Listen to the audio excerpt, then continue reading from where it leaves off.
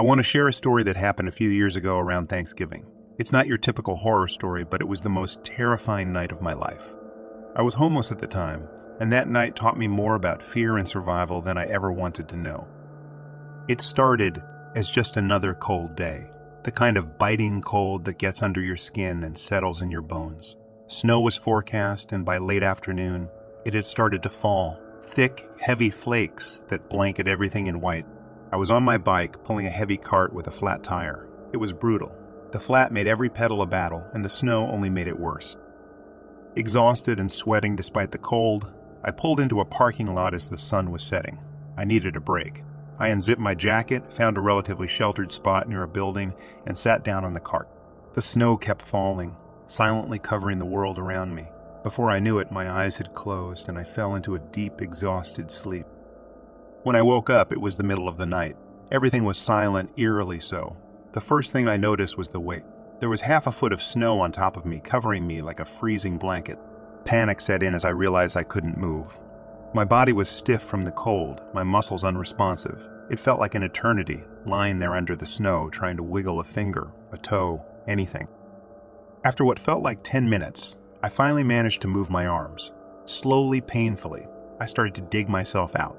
The snow was everywhere, in my clothes, in my shoes, numbing my skin. I stood up, shivering uncontrollably, my teeth chattering so hard I thought they might break. My first thought was to find shelter. I remembered seeing a dumpster enclosure nearby, a small space between the dumpster and the wall. It wasn't much, but it was out of the wind. I grabbed a blanket from my cart, dragging myself and my frozen limbs towards the enclosure. Every step was a battle against the cold and the snow that had already started to refreeze on my clothes. I made it to the enclosure and wrapped myself in the blanket. It was damp and cold, but it was all I had. I curled up in the tight space, trying to conserve as much heat as possible. My body was shaking so badly I thought I might never stop. I lay there, in that tiny space, listening to the sound of the snowfall. It was peaceful in a way, but every peaceful moment was a reminder of how close I was to not waking up at all. I kept thinking about how easily I could have frozen to death in my sleep, alone and unnoticed. As the night dragged on, I struggled to stay awake. I knew that if I fell asleep, I might not wake up. So I kept moving, rubbing my hands, stomping my feet, anything to keep the blood flowing. Morning finally came, bringing a weak but welcome sunlight. The world was still covered in a thick blanket of snow. I managed to get out of the enclosure, my body stiff and sore. The bike and cart were almost completely buried, but they were my lifeline, so I started digging them out. That day, I found a shelter. It was crowded and noisy, but it was warm. I sat there wrapped in a blanket, sipping hot soup, and I couldn't stop thinking about that night. How close I had come to being just another nameless statistic, another forgotten soul lost to the cold. I'm not homeless anymore. I got help, found a job, and worked my way back. But that night stays with me. It's a reminder of how quickly things can go wrong, how fragile we are. And it's a reminder to be thankful for what I have, especially around Thanksgiving. So, that's my story. It's not ghosts or monsters, but it's my own personal horror story. And maybe a reminder to all of us to be a little kinder, a little more aware of those around us who might be struggling. Stay warm out there.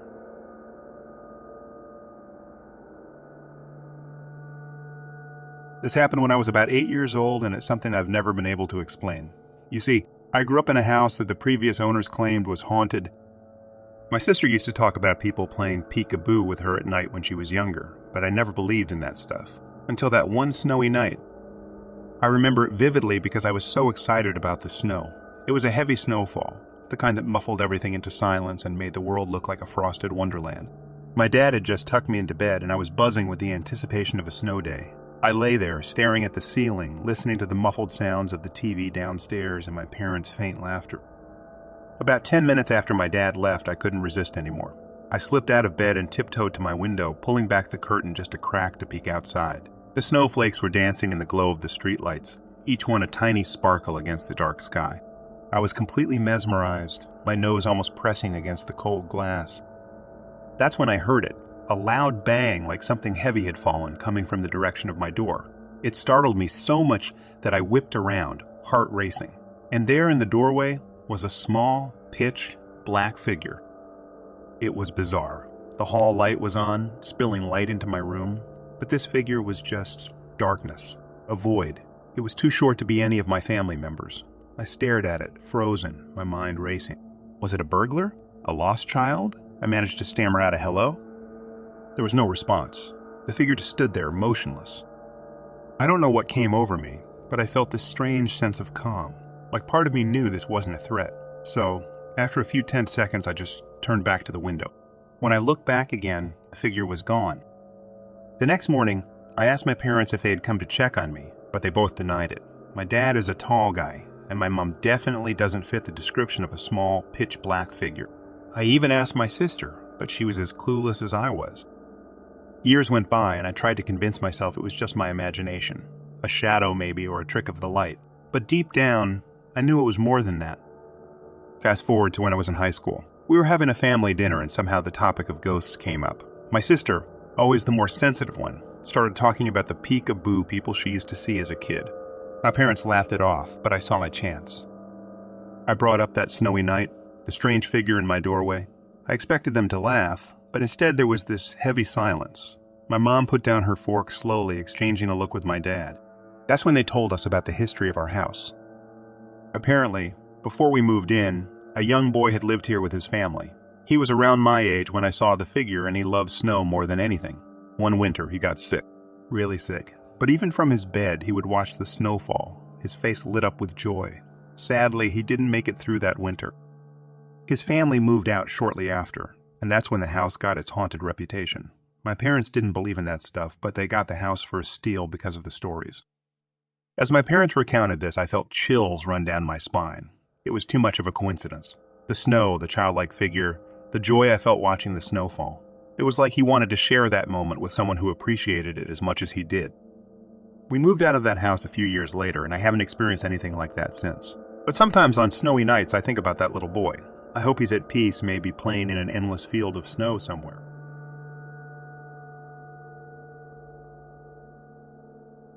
I want to share a story from my childhood, something that stayed with me in vivid, terrifying detail. It's about Cyclone Larry in 2006. I was just a kid, but I remember it like it was yesterday. It was like living through an apocalypse. I lived in a small town in Queensland, Australia, a place that was no stranger to storms. But nothing could have prepared us for Larry. In the days leading up to the cyclone, there was this eerie calm. The sky turned a sickly shade of gray, and the air was thick with tension. Everyone was on edge, boarding up windows, securing roofs, doing whatever they could to brace for the impact. The night before Larry hit, I couldn't sleep. The wind was picking up, howling like a pack of wild animals outside. I lay in bed, listening to the gusts, feeling the house shudder with each blast. The next morning, the world had transformed. Dark, roiling clouds raced across the sky, and the wind was a constant, deafening roar. My parents gathered us into the laundry room, the most secure part of the house. We dragged mattresses against the windows, turned off the power, and huddled together, waiting. That's when the real horror started. We could hear the cyclone long before it reached us. It sounded like a freight train, a deafening, relentless rumble that shook the very air. But it wasn't just the wind. It was the trees. Our town was surrounded by forests, and as Larry tore through them, we could hear the trees snapping. It wasn't just a crack, it was an explosion, a sound so loud and violent that it felt like the earth itself was breaking apart. The noise was unimaginable, like a giant monster was tearing its way through the land, coming for us. And then, the destruction began. We heard our neighbors' roofs being ripped off, the screech of metal tearing, the crash of debris hitting the ground. Power lines snapped, plunging us into darkness. The wind was a constant scream, punctuated by the sounds of destruction. The worst part was the helplessness. We were trapped, listening to the world fall apart around us. My little brother was crying, my mom was praying, and my dad was trying to keep us calm, but I could see the fear in his eyes. At one point, a rock hurled by the cyclone smashed through our neighbor's window. The sound was like a gunshot, and I remember thinking, we're next. But somehow our house held. For hours we sat there listening to the storm rage. It felt like it would never end, like the cyclone was a living thing, a beast that was determined to destroy everything in its path. When it finally passed, the silence was almost as shocking as the noise had been. We emerged from our hiding place to a world changed beyond recognition. The street was a wasteland, littered with debris, uprooted trees, and the remnants of houses. Our neighbor's home was half gone, the roof torn off, their belongings scattered like toys. The town was devastated. It was hard to comprehend the scale of the destruction. Buildings that had stood for decades were reduced to rubble. Trees that had been landmarks were gone, just stumps remaining. It was like the cyclone had wiped the slate clean, erasing the town I'd known my whole life. In the days that followed, we came together as a community to rebuild. It was a slow, painful process, but there was a sense of unity, a shared determination to not let the cyclone beat us. But the thing is, I never really got over Larry. Even now, years later, I can't stand the sound of strong wind. It takes me back to that day, to the laundry room, to the sound of the world breaking apart. They say Cyclone Larry was a once-in-a-lifetime event, but for those of us who lived through it, it was more than that. It was a reminder of how small we are in the face of nature's power, how quickly everything can change. So, there you have it, my cyclone story. It's not supernatural or paranormal, but it was a monster in its own right, a force of nature that showed us how fragile our world really is.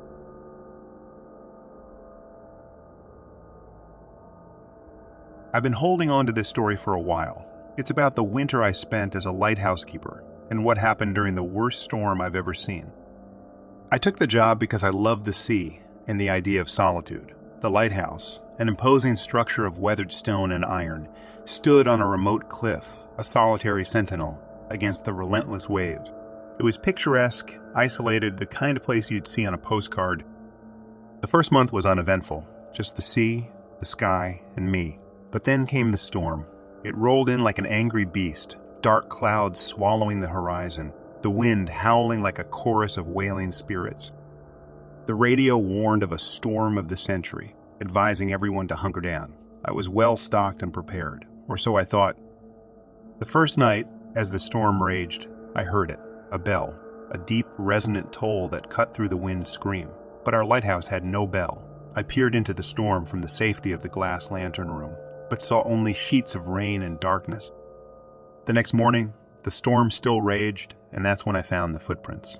Large, barefoot, encircling the lighthouse but leading nowhere. It was impossible. We were isolated, the cliffside steep and treacherous. No one could have made those prints, especially not barefoot in a snowstorm. Each night the bell tolled. Each morning new footprints. I radioed for help but got only static. The storm had cut us off from the world. On the fourth night, I saw them. Figures in the storm, circling the lighthouse. They were pale, ethereal, like drowned ghosts. Their eyes were dark hollows, their mouths agape, as if in a silent scream. They wore tattered, sea-soaked clothes, their skin blue and bloated. I knew with a bone-deep certainty that they were the crew of a shipwreck from long ago, lost to these very waters. I locked myself in the lantern room, my heart pounding like a drum in my chest. Below, they began to sing. It was a mournful dirge, a song of the sea and its dead. The melody seeped into the walls, into my very bones. The next days blurred into a nightmare. The figures were always there, just out of clear sight, whispering over the storm's howl. I couldn't eat, couldn't sleep. The tolling bell and the mournful song haunted me. On the seventh day, the storm broke. The sun pierced the clouds, revealing a calm sea. But the damage was done. They found me in the lantern room, half frozen, mumbling about the dead sailors. After my recovery, they told me it was cabin fever, hallucinations brought on by isolation and stress. But I know what I saw, what I heard, what I felt. They automated the lighthouse after that, said it was more efficient. But sometimes I wake up in the dead of night thinking I can hear that bell, the mournful song of the sea's lost souls. I never returned to the sea, but sometimes I think it's still calling me, trying to claim me as one of its own. I don't know why I'm sharing this. Maybe as a warning, or maybe just to finally tell someone. Be careful if you ever find yourself alone with the sea. It's deeper and older than any of us, and it holds secrets that are better left undiscovered.